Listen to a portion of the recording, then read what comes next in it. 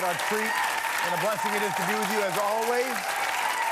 Welcome to the show. Hello, I'm your buddy George. All right. Beforehand, I dressed up. I put like a fake nose and glasses and eyebrows and a mustache, and I hang out in the line with the audience. And they don't know. And I just listen to some of the things they talk about. Woo! Some of y'all are special. Special, and many of you celebrated the Kanamara Matsuri. I hope you had a wonderful Kanamara Matsuri, which is the festival of the street phallus, AKA the Japanese penis festival. So, it happened this weekend. I was gonna ask you how you're feeling and how you celebrated, but you know what? Don't tell me. It's a time-honored tradition. It dates back to the 16th century, just like living in a home with wheels. Somewhere, however, I don't know if it was like a Wednesday, 50,000 years ago, somebody went, "What's that? It rolls." Someone else went, "Dude, you gotta put a box on that, and we're gonna live in that, man." And that's why I'm so excited, because the Trailer Park Boys are here tonight. How exciting is that? Listen, I think I've said one S word so far. I'm just keeping count, because the Trailer Park Boys are here, and sometimes the language can get a little bit salty, okay? Like it's sea salty, that kind of salty. So I promise we will try to be as quick as we can with the automated F-bomb remover, but if one or two slip through, why don't we all just be adult about it, okay? Just plug your ears and recite the Lord's Prayer, whatever it is you do, until you're cleansed. Hey, can I just say, I don't want, like, everybody has had a weekend, whatever, so this has happened a couple times now. Normally I wouldn't talk about it, but it's happened enough times that I thought I should. I decided to go to the hockey game on the weekend. I went to the hockey game. And guess who? No. I didn't see. He walked by me, and every time the glare is uncomfortable. But I just want to say this, okay? So he goes to the baseball game. He wears a jersey the Jays lose. He goes to the Leaf game, a game they really needed. He wears the jersey the Leafs lose. The jersey curse. He's still got it. He's got something to be happy about. He is consistent when it comes to that. Happy World Health Day. This is important. It's an annual event to raise awareness of world health issues, and that's where we're going to start the debrief tonight, shall we? All right. The World Health Day this year, the focus is on vector-borne diseases, and I know what you're saying. I know what a vector-borne disease is, but George, just refresh me just in case. No problem, you had a long day. Small bite, big threat is the catchphrase, you know. We're talking about illnesses carried by mosquitoes, flies, ticks, diseases like malaria, dengue fever, not only a terrible disease, but a terrible name as well. Have a look-see. Mosquitoes, flies, ticks, and other small organisms carry disease that every day risk infecting one person in two. Often, just one bite is enough to make you ill. Wherever you are, protect yourself. Small bite, big threat. Mosquitoes, they're the root of everything bad. You remember Jurassic Park? It happened in that documentary as well. All right. Another issue that affects public health is sex, specifically how we regulate the sex industry. You may recall back in December, there was a party thrown on this show. No, it wasn't a party. But the Supreme Court ruled that many of the key provisions in our prostitution laws were in fact unconstitutional. Specifically, they said laws against forming brothels, making a living from sex work and solicitation, which prevented sex workers from having agency over their own health and safety. So they gave the feds 1 year to rewrite the law. Well, today, well, maybe multiple laws. Today, Justice Minister Peter MacKay announced that those changes will be coming sooner than projected, causing premature expectations. Listen.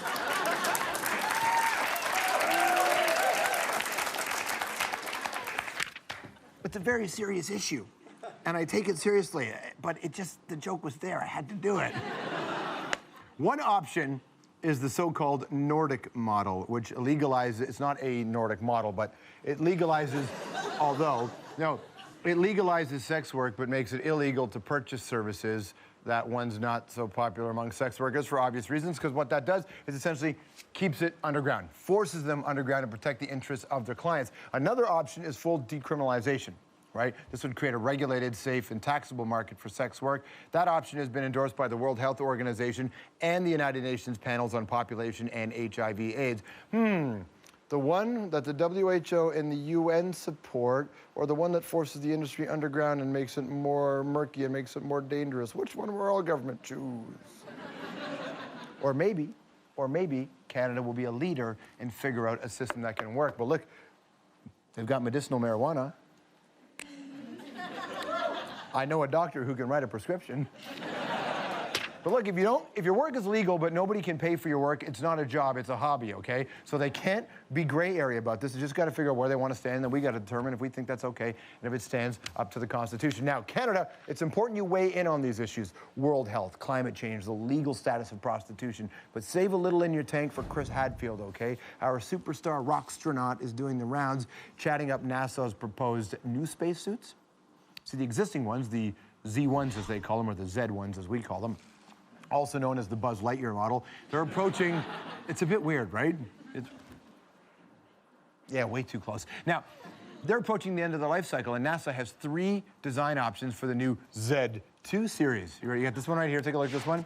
Bit drab, maybe, right? How about the Lululemon-inspired one? You got that one? Yeah, it's a bit Lulu. I'm not super into that one, right? That's if you wanted some downward dog between collecting rock samples or something. Or, dude, what a sun salutation it would be if you're right next to the sun. I take all my jokes back. Finally, this is the moon commuter with the laser gun. I like this one, right? NASA wants the public's input in choosing the new suit design, so I say, why stop there? Why not solicit ideas from the public? Although you realize people will just pitch things like they already have. How about the Game of Thrones fans? They would pitch the Space Lannister. How about the Star Trek one? I like the Star Trek ones weighing in. That the ironic Star Trek ones would be super good. I think Captain Picard with the fish is pretty good. Ever the self-proclaimed cool dudes from The Office? The Casual Friday. The real question is, when are all the astronauts going to look like George Clooney? Am I right, ladies in their 40s? Oh, hey! All right, right now. No one, apparently none of them are here. Right now, there are American and Russian astronauts working together in space, showing that despite what's happening down here on Earth, we can work together as people, which will do us no good at all when the aliens come with their death rays, their giant tripod walkers, and genetically bred armies. So it's reassuring to know that some scientists are at least preparing for the apocalypse. The future is coming, my friends. Look busy. Nowadays, a Predator is a military drone. In the 1980s, Predator was a classic movie. The first one is classic, not the sequel, not the one with the alien fighting the aliens. However, in the movie, the fearsome hunter from space had an advantage: thermal infrared vision. Now, University of Michigan researchers are working to even the odds. Contact lenses that create infrared vision. The lenses are made from something called graphene, which is as thin as an atom. Trust me, that's quite thin. Whoa. The scientists say that doctors could use the lenses to monitor blood flow in their patients' bodies. And sure, that's a nice idea. But let's be honest, this is really most important as a way to fight off an imminent attack of predators. Thank you for your attention. Your life is better for having seen that. That's your debrief.